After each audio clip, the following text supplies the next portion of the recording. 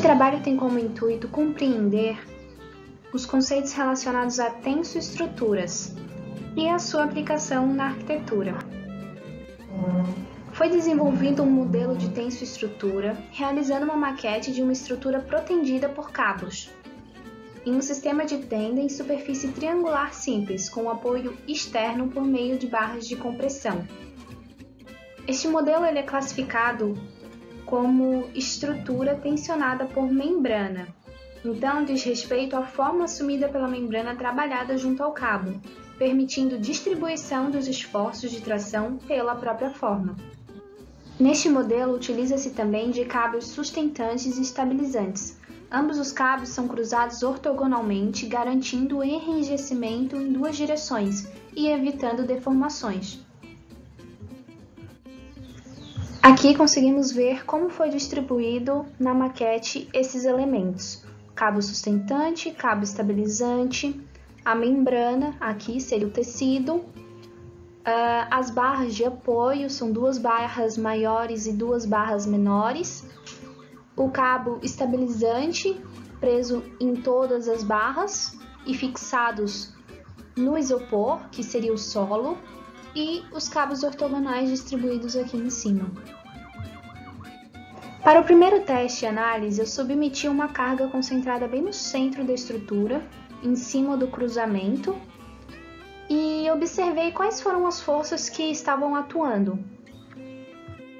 Neste momento foi possível observar a deformação funicular dos cabos ortogonais, apresentando o caminho da força direcional para baixo. Além disso, foi possível também observar a movimentação do empuxo, puxando os cabos sustentantes e os apoios maiores para o centro de toda a estrutura. Para o segundo teste, eu tentei aplicar uma carga concentrada com o dobro do peso anterior, mas não deu muito certo. O peso começou a querer sair para fora da estrutura, então eu distribuí uniformemente aqui sobre a tenda.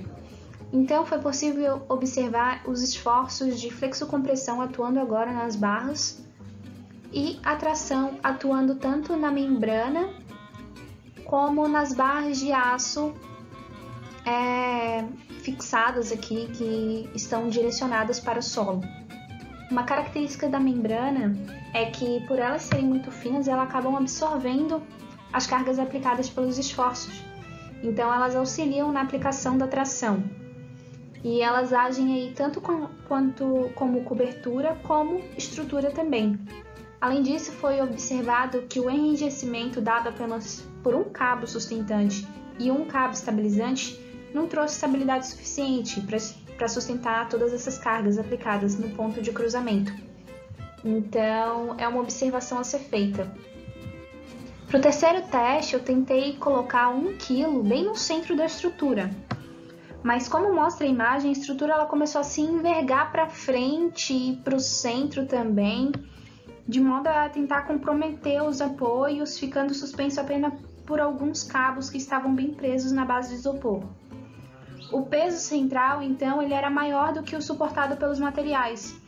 O efeito de compressão do peso para o centro acabou comprometendo o funcionamento físico da estrutura.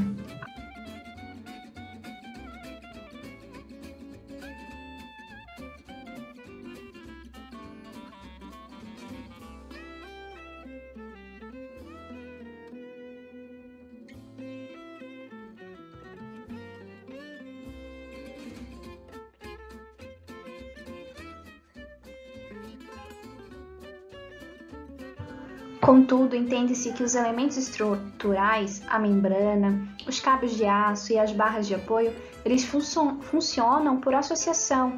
Dessa forma, eles agem em conjunto para formar a tensoestrutura protendida. E para esse modelo era necessário, então, que se tivesse mais elementos estabilizantes.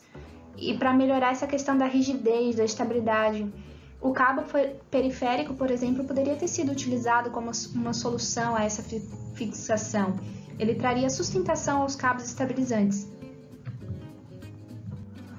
Entende-se, então, que essas estruturas em forma de tenda elas irão servir, em sua grande maioria, como cobertura para eventos ao ar livre, pavilhões de exposições, locais de recreação, enfim, elas são direcionadas à ação de cobertura contra intempéries, possibilitando pouca movimentação pontual sobre a sua membrana.